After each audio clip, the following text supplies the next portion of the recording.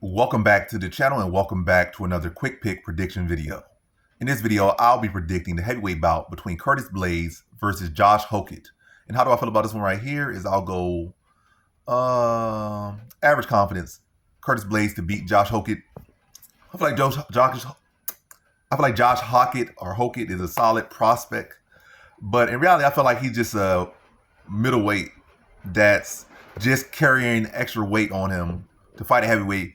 Again, he just even said himself, he felt like the heavyweight division is very weak, and he's trying to make it great, in his words, or maybe in reality, that's what his wording saying. But internally, what he's thinking is, the heavyweight division, I got the strength and wrestling ability to, hold my own here at this weight class, and then I'm much faster and more technical than these other heavyweights. And again, and also in the heavyweight division, there's not really a lot of wrestlers, so I can, run through these guys. They don't really have wrestling right now, currently in this era of heavyweight, which is probably the weakest wrestling era in heavyweight history in MMA. But so that's stuff he's saying. He's saying he's trying to make it great, but in reality, he just sees a weakness there. First, he go down to middleweight. There's more grapplers. He won't have no size advantage.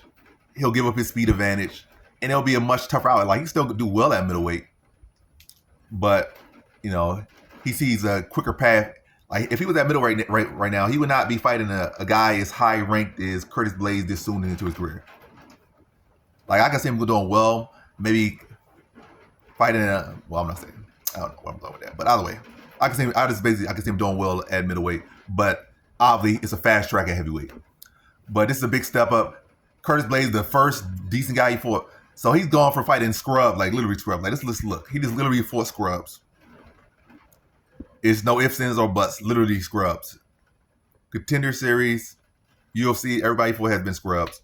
Now he's jumping to fight a real legitimate guy in Curtis Blaydes, who's like a consistent top 5 heavyweight for the past decade or so, or past 6-7 years. And Curtis Blaydes is the best wrestler in the weight class. Curtis Blaydes has fought a lot of the best strikers, in Ngannou and Lewis and Aspinall and et cetera, et cetera.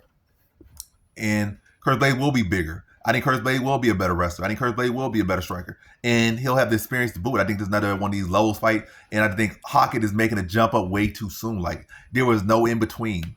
I mean, Hokit always got a chance and stuff. It's a fight in the day. But based on what I've seen, I don't see it. I just feel like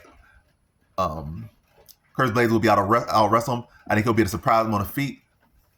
Hulk will be out there aggressive, swinging. It might have look okay for a little moment, but once the fight starts to settle down, and you get a feel for the big looping shots that Hokit is setting up, Curtis Blaydes gonna start to touch him down the middle, start to chop his legs down with kicks as well.